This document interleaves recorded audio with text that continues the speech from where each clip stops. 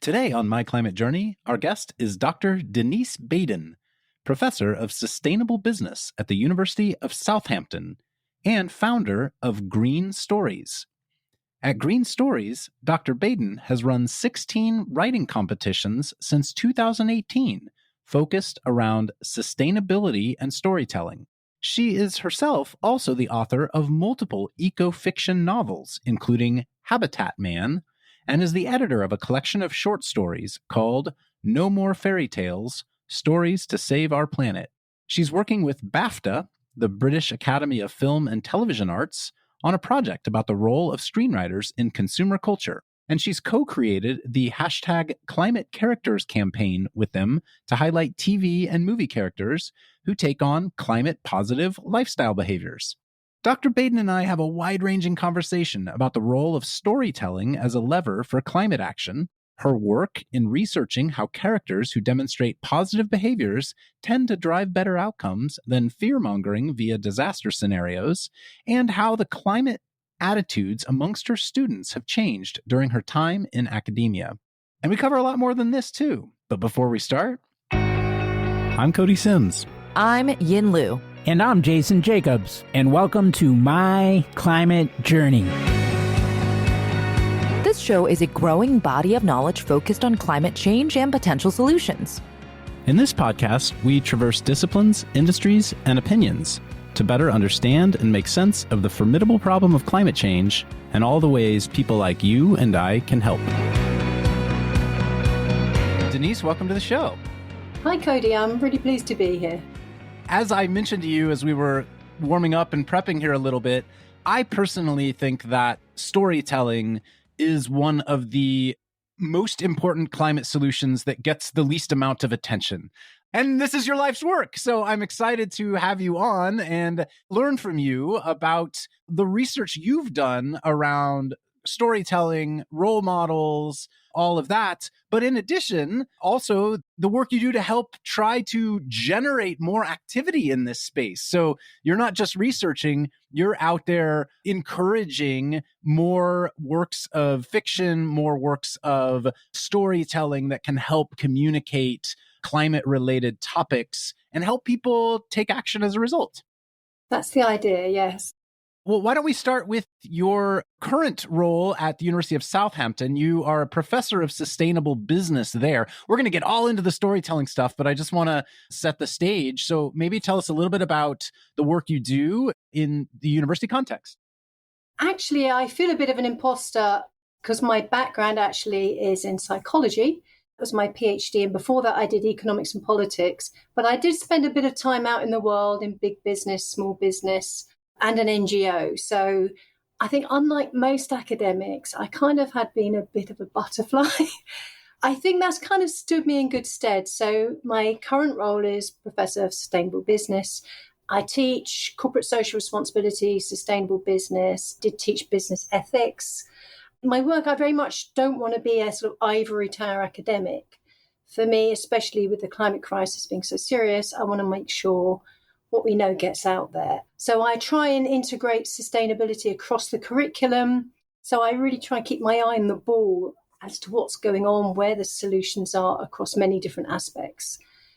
And I guess what got me into storytelling is you realize quite quickly that the solutions are all out there. Actually, we're just not doing them. And very quickly, when you're looking at sustainable business, you get to the point you think, well, there's the public, there's business, there's government, and no one can move too far ahead without the others following them. It's like a three-legged race. And for the government to do the policies, they need the public behind them. For business to care, they need government regulation and consumers. And I kept coming down to the fact that I'm writing these papers on sustainable solutions and so few people read them. And it's always the same people, the people who already care. You're hitting the echo chamber as opposed to finding new minds. So that's what made me think, hang on a minute, we need to find a way to reach the kind of people who are never going to read an article in a sustainability journal or watch a climate change documentary or even the news. We need to reach those people, and we need to not just scare the bejesus out of them. We need to find a way to engage them. I think a lot of the times we've been with the best of intentions doing it wrong. And I put my hand up that I was doing it wrong. The first hint I had that I was doing it wrong was in a business ethics lecture. And the standard way a lot of people teach business ethics is to point to a big ethics scandal like Enron or the BP oil disaster, and you say what went wrong and what terrible things happened. And the idea is it's a cautionary tale and you learn what not to do. And then we had quite a few students who are non-English speakers, and maybe something got lost in translation, but one of them came up to me afterwards and they thought I was teaching them how to be unethical as a way of getting ahead in business. And I thought, no, that wasn't the message. And I began to think, and I'd done some research as well, trying to test the effectiveness of business ethics teaching. Like, are students any more effective afterwards, any more ethical? Not just through their own reporting, but did they choose, say, a fair trade or ethical alternative when given a reward for taking part? No effect at all. So I did some research where I teach the grand theories in a lecture, but in classes, they either had to do a class on ethical role models, positive role models, or case studies of businesses that had gone wrong and ethics scandals. And then I discovered that actually the ethical role models were way more effective at inspiring ethical behavior than the ethics scandals. And then I turned my attention to news reporting. And I did similar research with students and with non-students and qualitative replies versus big surveys. In every case, I got the same results. If you show the problem, for example, plastic in oceans, and you see baby whales full of plastic, or you see a news story with a solution, like people clearing it up, the positive story is way more likely to inspire intentions to be more environmentally friendly, write to their politician, campaign, and so on, than the negative stories. And the negative stories will raise awareness, but actually awareness doesn't translate into behavior. And that's the big mistake. And then when I started thinking beyond just teaching and about stories, I applied that research to storytelling. And I exposed people to 4 short stories. 2 were more catastrophic, 2 were more solution-focused, all with a green theme. And I got, again, the same results. The negative stories would lead to a passive despair, a sense that something should be done. Whereas the positive ones were, oh, I saw this person doing this, I could do that. So actual intentions to mimic that behavior. Also, the negative ones, the more catastrophic ones, I think a significant number of people just switched off. They said, I don't like this, I didn't want to read it, I didn't finish it. So you get avoidance, you get denial, you get guilt. Now, it did inspire some, it really did, but just as many were switched off. So it's the idea of trying to shift people from a we should mindset to an I will or I did mindset, I guess. Cody, it's also worse than that, is again where negative stories do inspire behavior, it's not always the behavior that the author intends. So I know many dedicated climate fiction authors, and they're thinking, right, if I write the terrible dystopia that will happen if we do nothing, people will then give up flying, buying bees. No, they're much more likely to buy up all the toilet rolls, get a gun, engage in these self-protective behaviors. So I think a lot of us in the field of trying to campaign for climate change think if we tell people how terrible it will be, that's the way to do it. That's fascinating. So the idea is people are hearing, hey, the world is already totally screwed, so you might as well fend for yourself, as opposed to, hey, here are ways we can all improve and make things better. Exactly. And there is already plenty out there in terms of the catastrophic stories. They do have their place. And again, it depends where you are. So I think in Europe, perhaps we're further ahead in climate awareness than in the US. So you don't really need to raise awareness anymore. And if people don't know, they're choosing not to know. And it's kind of like revving the engine without being in new gear. You're just creating a lot of negative energy. You're not going anywhere. I think in other places, perhaps you do need to raise that awareness, but tie it to a solution. Don't just leave it hanging. Tie it to something you'd want people to do. So let's spend a bit of time talking about the initiative that you created. You are the founder of something called Green Stories. Share more with us about that. Yes, so I thought there's nothing much in this space, whether it be film or fiction or novels. there's very little in the space of positive, realistic visions of what a sustainable society might look like if we did it well. And I've come across this term Thrutopia, which I love, because utopias are unrealistic, dystopias are depressing. Thrutopia has this vision of what it might look like if we do it well, and then you work backwards from there to see what it might take to get there. And I kind of like that because you end up with very different policies. So, for example, if you start from where we are now and try to be just a bit less unsustainable, you might put energy into electric cars and tax incentives towards less gas guzzlers and so on. If you think about what we need to be truly sustainable, you would put a lot more money into really, really good public transport. So good no one needs a car because there's only so much lithium in the world. There are carbon embedded in the cars. If it's that good, then everyone benefits. At the moment, not many people would think of giving up their car unless they lived somewhere like New York or London, where, again, you don't really need it. There's such good transport networks. So I liked that idea. So I set up the Green Stories competitions to try and get more fiction in that space of positive solutions. We've done, I think, about 20 competitions now, all free. So we've had a variety of sponsors. We've done novels, we've done short stories, we've done film scripts, radio plays. I saw some of the examples on your website. You've had a competition called Microbes to the Rescue. You've had a competition called the Superhero Short Story Competition. You had one called Eco Santa. Some pretty clever topics, I suppose, you've asked people to submit ideas around. Well, I love Santa Claus because if you're looking at role models, there's an ultimate cross-cultural role model there. But at the moment, I guess he's more a symbol of consumption. So one of my favorite stories there was Green Santa, where toys get made in a toy hospital rather than a toy factory, promoting reuse, upcycling. So it's a lovely way because when you target children, you're also targeting the parents because they're reading the stories out. But yeah, so we had two criteria. It had to be entertaining, first and foremost, because if they don't turn the page, you've lost them. But also they either had to give a positive vision of a sustainable society set in the future, or just product place sustainable behaviors in an everyday genre. So, for example, you might have people just eating a low carbon diet or traveling by bus or so on. And we did a project with BAFTA last year. So that's our kind of version of the Oscars, where we did a fun Instagram posts where we highlight the issue of characters in fiction becoming like role models for people. So you might have, for example, if you're Sex and the City or Emily in Paris, every time you're wearing a new outfit, the heroes drive sports cars, and that's portrayed as aspirational, and that sets the culture. So we did a fun one where we had James Bond with his single-use sports car, Aston Martin, his walk-in wardrobe of luxury suits. He has a really high carbon footprint to take out the bad guys. We compare it with Jack Reacher, who travels by bus, shops in thrift shops. I'm obsessed with Reacher right now. I love that show. I can't wait for the new episode to drop. I'm on season 2, episode 4, I think, right now. But that's a great example, isn't it, of how you promote walking lightly upon the earth in a character that you'd love to identify with.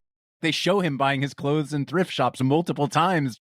Yeah, so we've done a number of different projects. One, we're trying to encourage people to write things into their own books. One with BAFTA. We've done a play, Murder in the Citizen's Jury, which is fun. And if any theatre groups out there listening would like to put it on, it's royalty free, but it's a lovely way to showcase climate solutions because we imagine 8 people in a kind of citizens' assembly kind of thing, and they're there to debate climate solutions. And then there's a murder. So you've got all the full whodunit element, but we can also make an interactive version where the audience can become part of the citizens' assembly themselves and say which climate solutions they like. And one of the key climate solutions is that process of participative democracy itself. Because one of the issues we have with our governments is they're based on short-term electoral cycles. You also got lobbying by business, vested interests. So it's actually constitutionally quite difficult for even democratically elected governments at their best, really, to prioritize urgent issues like the climate crisis over more immediate issues. Whereas citizens' assemblies, like they've been doing loads of them in Europe and Northern Ireland, and we're doing them a lot in the UK now, It's like a jury. You invite random people there to represent the population. You give them an issue. They're informed by experts, not misinformation distributed via social media, and they will deliberate upon the decisions. And one of the issues is that they don't have any power. I think there was a couple in Europe that did have power, but most of them are recommendation only. So you have all that investment of resources and then nothing happens. But they've been shown that if you give people that responsibility, they do take it seriously. And there's more and more research now showing that they make more longer-term sustainable decisions. The trouble is lack of awareness. So having this play is a lovely way to raise public awareness. I mean, there's a group campaigning now in the UK for the House of Lords, so archaic, to give way to a House of Citizens as a second chamber to complement our House of Commons. So these are lovely ways where stories can go where politicians can't. It would be too risky for a politician to make these kind of suggestions, but yet you can raise awareness bottom up to the point at which it is something they feel they can talk about. On that note of awareness, positive action, storytelling, helping to break through and even push change politically, certainly there is a lot of historical precedent of culture driving politics and movements coming out of popular culture and those two things relating to each other. And yet, as I mentioned, it's not often talked about as a huge lever in the climate crisis. And yet, obviously, art, song, and film and television are a long tradition and history of being politically associated in certain ways. How do you see this in climate in particular starting to gain more momentum? I would expect in 2020 that we'd see climate art, for example, eco-modernism, whatever you may call it, becoming this solar punk, I guess is the phrase, becoming this really mainstream cultural phenomenon. And it's there on the fringes, but it certainly isn't this driving force in culture today, given that when you ask young people what they're concerned about, the climate crisis is always one of the top answers. It feels like a mismatch to me, and this is the mismatch you spend your days thinking about. So I'm interested to hear how you think this becomes more of a cultural groundswell as much as it is a business and political one today, which is where most of the conversation seems to be happening. Cody, yes, you're completely right. So many people were inspired by Star Trek, for example, for better or worse. I'm afraid I'm in the camp that thinks let's sort out problems on our own planet first before putting too much resources into getting to Mars. But there's no doubt it has inspired people. And there's quite a lot of research into how books inspire people and stories. There's this phenomenon called narrative transportation, where when you engage in a story and the character, you adopt their values as your own. And it's a subconscious process. So when you're listening to a lecture, you're consciously processing it. It's very rational. But when you're engaged in a story, it goes right to the heart of you. So you're probably less aware, actually, that you're learning from it or that you're being influenced by it, but the influence is there. I think this is beginning to happen. So I've been talking to people sort of in an advisory capacity, Project Flickers for the Future, the Global Action Plan. Richard Curtis headed that, of For Weddings and a Funeral fame. Climate Spring has been working with the British Film Institute and other organisations to try and engage scriptwriters in putting climate into scripts. There's the Hollywood Pitch Fest, Climate Pitch Fest, where they're trying to look at that. Netflix are now trying to introduce more sustainability content. I've been talking with the BBC, who are also looking at that. There's the Hollywood Climate Summit in LA as well, which happens in the summertime. That's the one, yes. So it's beginning to happen.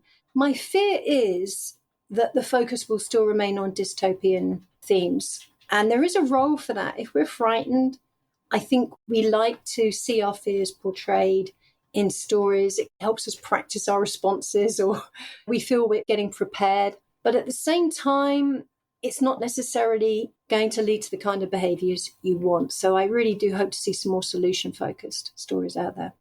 Feels like Hollywood has embraced diversity over the last few years in a much greater than lip service way. When you just look at the number of diverse actors and actresses in leading roles, where the role doesn't even matter what the racial or gender makeup of a character is, they're just choosing to put someone who represents different physical qualities, different gender qualities, whatnot on screen, just because they are trying to do that. And you wonder if that same trend will follow with trying to showcase visions of a positive future, if that's the way you would describe it.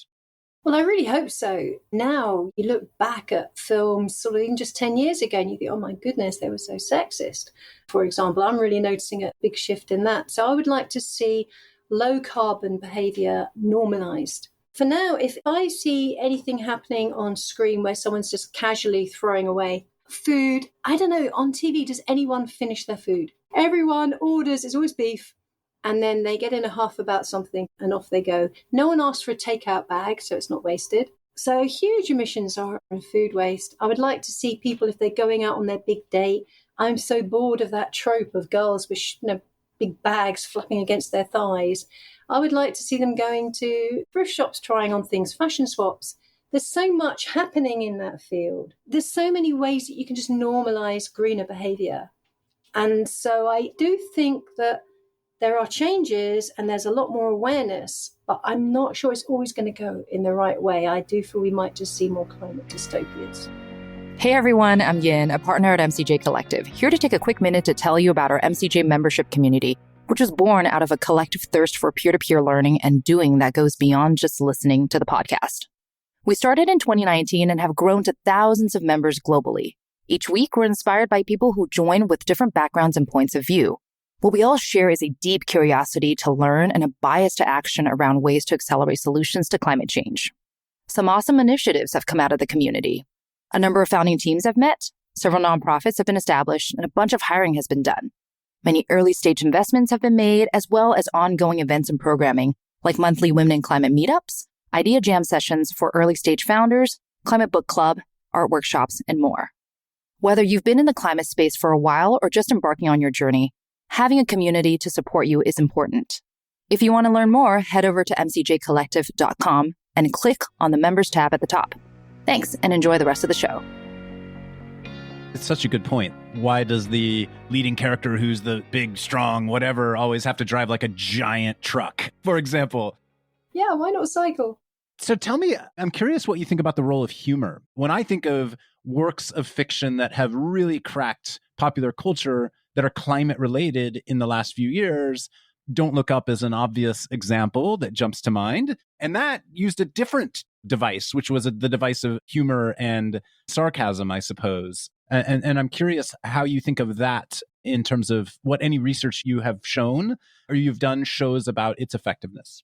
Yeah, sure. When I just think anecdotal research, I first came to the idea of using fiction as a way to reach people from reading Ben Elton. I don't know if you're familiar with him, but he's written loads. Oh, you should check him out. I mean, some of his books are a bit dated now, but his first book was called Stark, and it's about a conspiracy of all the rich people to mess up the planet and then leave and go off to space. It's a spoiler, sorry about that. But it's so funny, and it was a real adventure. But in the middle of this adventure, he would just have little snippets, other characters. So it'd be like, Dave was born today, and it was a water birth. But in moments of being born, Dave had died. And then you realize that Dave was a dolphin caught in a fishing net that a previous character we just mentioned was really pleased he designed this new fishing net that was hard to get out of. And then I thought, hang on, I could buy dolphin-friendly tuna. I could do that. So there was my first hint that a novel that was very funny could also change your behavior. So I think one of the next steps in my progression from sustainability professor to Green Stories founder to being an author myself was I found that so few entrants into the Green Stories competition actually focused on solutions. They only focused on problems. For example, I'd get loads of entries about characters who'd give up their job to go and fight evil rainforest loggers. But they're not evil. Most of them are bonded slaves in many countries. It's a systemic issue. And also, even if you could do that, is it likely the reader's going to do that? No. So I came up with my own book called Habitat Man. And that was kind of funny. So to come back to the humor, it's about a guy who gives up his job to help make gardens wildlife friendly. Based on a real life character, I know. But I threw in a body. And he digs up in the garden. I threw in a love story. The body that's dug up gives a lovely opportunity to talk about natural burials. And a lot of people didn't know just how high carbon footprint a burial can have, and that you shouldn't fill bodies full of formaldehyde because that kills everything in the earth. So I got so many emails coming back from people saying, I've now changed my will for a natural burial. I found that scene incredibly moving. And we did the English department here and the University of Utah actually joined to do some research into readers' responses to Habitat Man. 50 people read it, mixture of American and English. And 6 weeks after reading it, we checked the behaviors, and 98% had adopted at least one green alternative as a result of reading it. It might be home composting, planting pollinator-friendly plants. But we also had a funny sidekick character who set up this random recipe generator using low-carbon seasonal foods, and always a joker food that you had to include, insects or stinging nettles. And it turned into this viral cookery challenge with the catchphrase, "This tastes absolutely disgusting." But a lot of people found that character very funny, and then they could try the random recipe generator, which I posted on the website because we kind of had a little play with it. So we found that by having an eco-themed rom-com, a lot of people engaged with it, enjoyed reading it, but they also changed their behavior. So you can prove that you can move outside that echo chamber. And if you keep people entertained, they'll keep turning the page enough to engage with the solutions. It's a good reminder that you have to start with a good story and good characters, and the solutions can be woven into that. Yeah, we got this close to a BBC Radio 4 sitcom. We were down to the last two, apparently, because they quite like the idea as well. But yeah, in every scene, you have to have, if you're going to have a green solution, it has to come out of the plot. So we had one character, the Wizard of Alston, who wanted a habitat for bats and frogs. So there's a nice opportunity to talk about ponds and their contribution to wildlife and so on. So we had a lot of fun with that. And with our BAFTA project, we had Emily in Paris, who needed her own Paris agreement to have her wardrobe. We compared Eric from Sex and the City, who cycles everywhere, to another character. We had a lot of fun with that, and we linked it to a survey to get a sense of where people were at in terms of what do they think screenwriters should do. And BAFTA gave us access to all the screenwriting courses they engage with.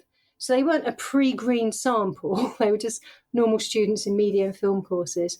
And nearly half said actually they were influenced by what the characters did, and that they did think it mattered that high carbon behaviors weren't presented as aspirational. So no one thought all characters should be vegan and ride bikes. No one thought that, but they did think we should start thinking twice about making that aspirational now, because it's a cultural norm. Why do we consume so much?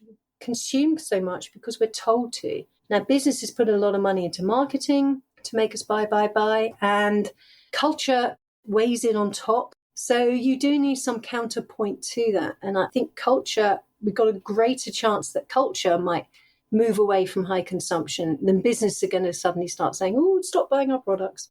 Share more about the collection of short stories that you recently edited and published together that I believe were a collection of stories that came in through the Green Stories competition.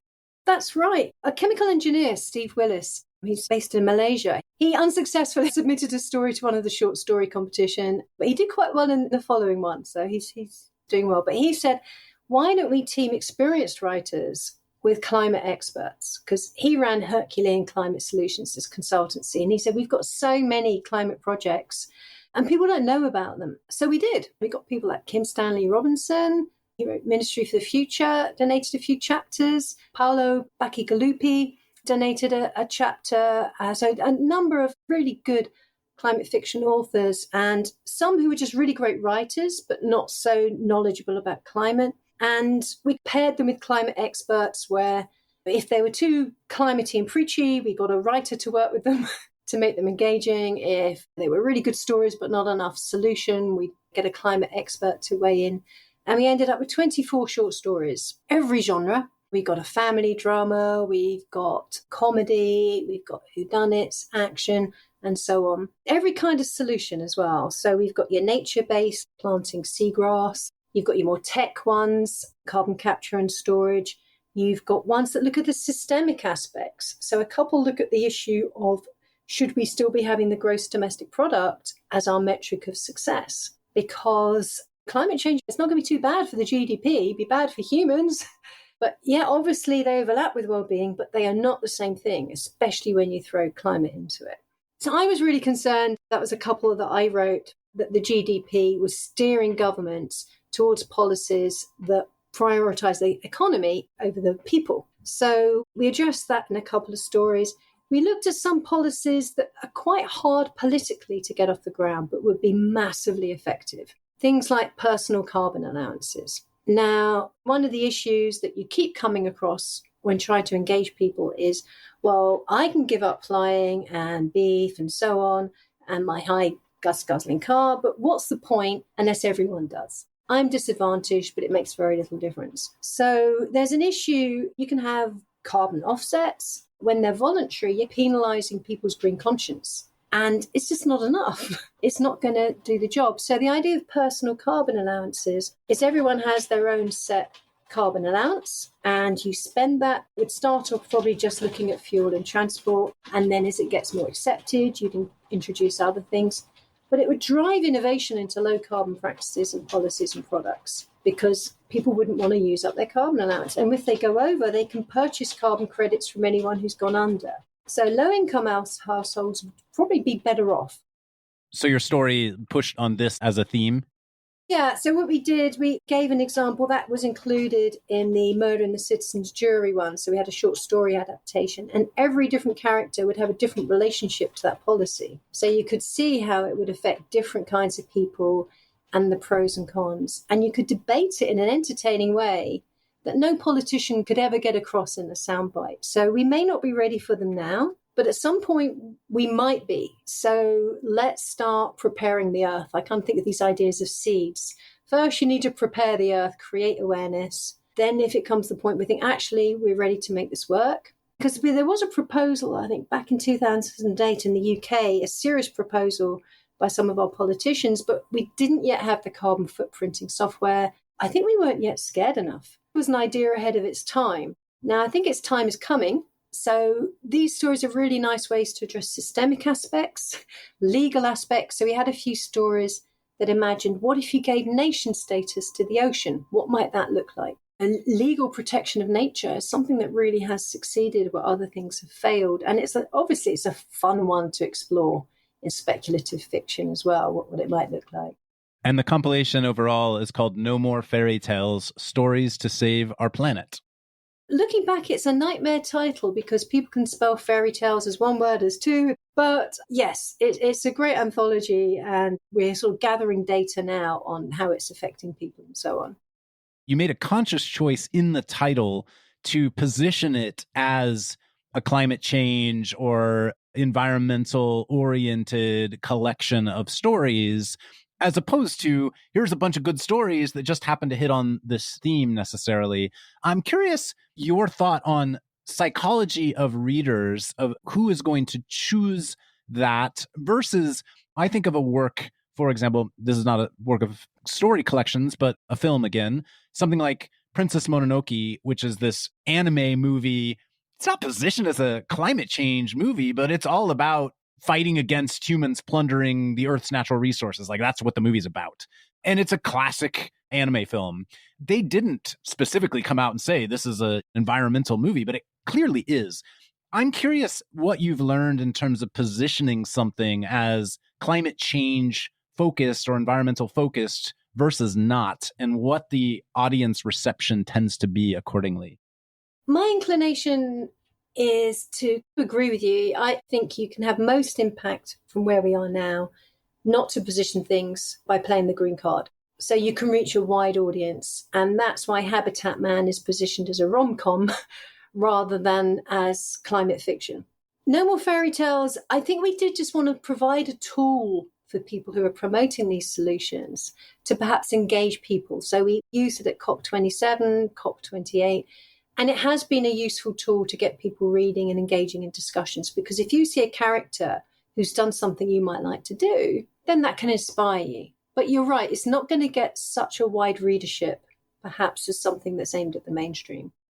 That's such an interesting way to frame it, which is you can position a work to be mainstream work and to subconsciously make people aware of climate solutions and help them adapt behavior, or you can position a work trying to specifically go after the echo chamber of people in climate with a new point of view. And your point of view from this collection of stories was fiction can be a lever. Here are examples of things all of you in the climate community could think about and ways you can leverage this tool to help people understand the kinds of policies that you're already working on or thinking about. So it was an intentional choice to speak to the echo chamber, but within a different voice. Exactly. And I also think we take almost like a systems theory approach. So a lot of people who have control over the information do have vested interests. So, for example, there's a lot of people in the carbon credit markets who run platforms, and you listen and you think, oh my God, what a wonderful thing. We've solved all our problems. We have carbon credits feeding into this and carbon drawdown projects taking money. Wonderful. But when I went to COP28, that wasn't what I heard from people wanting to get funds for their carbon removal projects. It wasn't quite so. It's a bit of a Wild West, quite frankly. What were you hearing? Well, one, that small projects get nowhere because of the due diligence and the disclosure agreements. And maybe, I'm not saying you should do away with them, but also business will seek out the cheapest means to tick a carbon offset box. So if that's a $7 a ton monoculture forest, they'll do that. They won't necessarily do the ones with a host of benefits that have consulted Indigenous communities, that are really high quality ones that are sequestration that lasts. They will seek out, in a marketplace, you seek out short-term gains that enable you to tick that box for your ESG credentials. And that commercial consumerist attitude is not leading to the best outcomes, really. So when you write stories, you can look at things from everyone's point of view through different characters, and you can get a better bird's eye picture. And the author, if they have no particular vested interest, can interrogate every point of view and give you a more sort of systems-based approach. And I think this is where I've turned what has been a weakness as an academic into a strength, is having been in so many different sectors leading up to now, I do have quite a good grasp of politics, culture, psychology, business, and get a better sense of how these things interlink. How do you balance not trying to push too hard toward one solution, toward the solution that you think is the right one? If I've learned one thing of working in climate, it's there's no magic bullet, for the lack of a better term. We need lots of solutions, and we don't know how many of them are going to play out necessarily. How do you balance that? Well, that was very interesting. I learned so much doing that anthology about the divisions between everyone who's all on the same side. So the engineers, the more difficult and challenging, the more they love it. Oh, there's too much sun, put up a giant mirror, fun. And the more social scientists are thinking, well, what about power? What about who gets control of that? That could be a weapon. The nature people are all like, well, you want to plant a load of mangroves here to create seawalls and so on, but what about the local ecology? And so they're very much into the nature-based solutions. So I had to become a little bit of a diplomat, and I definitely learned that it's not a one-size-fits-all. And I think there's a jigsaw, and a lot of the engineering ones missed out the social science elements of it, the systemic aspects, like why aren't your projects getting funded? Because there's no government regulation requiring it. Okay, well, then you can look at citizens' juries because there's no incentives. Now you can look at green taxes, subsidies, personal carbon trading. You can look at these things because no one cares. Now you can look at the metric of success. No one's aware. Now you can set up the green storage project. There you go, full circle. So I really did exactly as you say, get insight into so many perspectives. And in terms of my writing, so the anthology includes all perspectives. I think they're pretty well representative. But in terms of my writing, I've looked at what is getting the least attention. And for me, the issue of consumption is getting the least attention. Governments want to better say to everyone, consume as much as you want. Nothing we're going to do will in any way reduce your freedom to consume as much as you want. Businesses, yep, we're on for that. But the fact is that every solution, quite often, and one thing I learned, many solutions that look great solve one problem by creating another. Or they don't actually work at scale as much as you think they will, or they're never going to get the funding necessary to make them effective enough to stop us going over tipping points in time. So where we've got to is amazing, but it's just not amazing enough. The chemical realities of when an iceberg will melt have to trump political realities, in my view. And the only thing that will consistently work will be finding ways where we can have as much of a great quality of life by consuming less.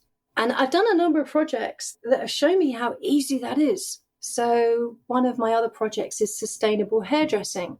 And guys often don't get this. I unfortunately don't have much on the top myself. But some people will wash their hair every day. They'll shampoo, rinse, repeat, condition, straighten, blow dry. Some people will wash their clothes every single day.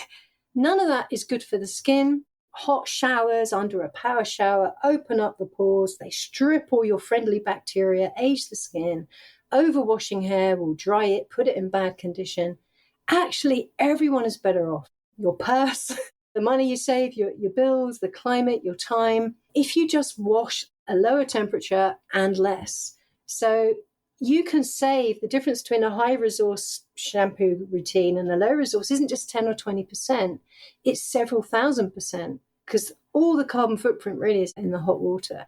So there's so many win-wins there. But business is not going to be telling you shampoo less. So a lot of the stories I do focus on ways where you can have just as great a life. I look at things like the sharing economy, for example, by using less consumption. And that's because that is underserved. It's not because it's the only solution, but it's the one that other groups, governments and businesses will find it hard to talk about. Whereas me as a storyteller, I can. Yeah, almost no one wants to be told, we're going to take this thing away from you. And no one wants to tell that to anybody. But if you can inspire someone to understand there's this character or this person that I admire and they're doing this, maybe I'll try to model myself after them. Perhaps that's a good way to affect change in that regard, I suppose. You can tap into existing movements like the minimalist movement and so on. What's that Japanese lady who's done really good stuff on Netflix about how to live a minimalist lifestyle? So there's other things going on that are trendy that you can tap into as well. Yep. Now I'm blanking on her name, but I know exactly who you're talking about. It's a very popular ideal in my house, actually. Okay. The last question I have for you is, you spend your day working with students. What are you hearing from students, and what have you seen change in the things they're concerned about or the things they're aware of in your time as a professor? I first started talking about corporate social responsibility maybe 15 years ago. The students and I were all quite bright-eyed about it. It's a win-win, enlightened self-interest, and so on. But over time, I think it became clear that it was being used more as a marketing exercise. That if it was worth businesses doing, they'd be doing it anyway. It's very much tied into the tick box mentality. And actually, really what we need to look at is the core purpose of business. Should we still be talking about business being all about shareholder value? And I think France now have changed their laws. Business is now legally obligated to consider the environment and society. And I think there's moves in the UK, and even I think the Business Roundtable in the US is shifting more towards that perspective. I don't know if it will ever get there in time, but I guess a loss of this sort of bright-eyed, CSR, corporate social responsibility will save us. I think a lot of people came in thinking business is going to be part of the solution. And I think more and more people think now it's part of the problem. So there's a greater cynicism on business. I used to have to sell the idea of sustainable business. Now I don't. Students, they're scared. It's generation dread. It's all about their values. So a lot of them really do want to be working towards their values. And it's not just the undergrads, the 20-year-olds. I've got adult PhD students and to do a DBA where you're still in work, but you work on it. And there's really interesting projects of people working with managers now who really want to bring their sustainability values into the business, but the need for business to prioritize profit to be competitive. Everyone's in the system having to work towards that goal, while fewer and fewer people believe that it's the right goal to be working towards. But can we get off that treadmill? It's like we've become subroutines in the algorithm. And more I'm hearing anti-capitalist sentiments from the last places you'd expect to hear it. But I don't think we can find a new way now. It's why I'm interested in exploring things like personal carbon allowances that are bridging that gap, perhaps. Can we make the market work for us in a slightly more effective way than the carbon credit market, which has been disappointing Maybe one day it'll stop being the Wild West, but at the moment, it still seems to be not quite living up to its promise. It's interesting hearing this shift in sentiment. My initial reaction was, oh, but are these people who've just opted into this given the nature of what you teach in the first place? But no, you've been teaching this all along and you've noticed this shift in sentiment. Well, I also teach a first-year course, which is compulsory. So it's not just those who've chosen to take sustainable business. And I've noticed that there a shift from seeing business as the solution to seeing business as the problem. So that's interesting. And they come to a business school, for goodness sake. And they're in the course, presumably looking for ways to then find solutions, I would guess, if that's back to the whole notion of let's not just highlight the problems, let's highlight the hope and aspiration. Hopefully they're finding pathways through your work that they can apply in their lives. I hope so. I guess 15 years ago, you were trying to say, why would businesses choose to be socially responsible? Now it's how. Let's just assume that they do. Now let's look at how, because that's where we are now. I think we don't have time to waste on should we, shouldn't we. I think most people would like to be socially responsible if they can find a way to make it work. Well, Dr. Denise Baden, so happy that you've joined us today. Hopefully folks listening will go check out Habitat Man. Hopefully they will check out No More Fairy Tales. Are there other areas that folks should subscribe to or follow along with if they want to follow your journey and your work? Sure, yeah. The website greenstories.org.uk. There's the play Murder in a Citizen's Jury, which is a really nice way to engage people in climate solutions and can be adapted for different solutions as well. There's my own website, dabaden.com, where I talk about my upcoming writing projects. So, yeah, well, I hope people have found something of interest. And hopefully any aspiring writers or established writers who are listening to this, go check out the Green Stories competition and figure out a way to participate in the work that you're doing. Yeah, there's one more thing. We've been running a novel competition for the last 4 years, but we've just lost a sponsor. So if anyone is keen enough to sponsor our next novel competition so we can continue keeping these writing competitions free, please ask them to get in touch. That's a good call to action to ending on solutions, right? Well, thank you so much for your time today. Really, really enjoyed the conversation, and please continue all the work you're doing. Thank you, Cody. Thanks for having me. Thanks again for joining us on the My Climate Journey podcast. At MCJ Collective, we're all about powering collective innovation for climate solutions by breaking down silos and unleashing problem-solving capacity. If you'd like to learn more about MCJ Collective, visit us at mcjcollective.com. And if you have a guest suggestion, let us know that via Twitter at MCJPod. For weekly climate op-eds, jobs, community events, and investment announcements from our MCJ Venture Funds, be sure to subscribe to our newsletter on our website. Thanks, and see you next episode.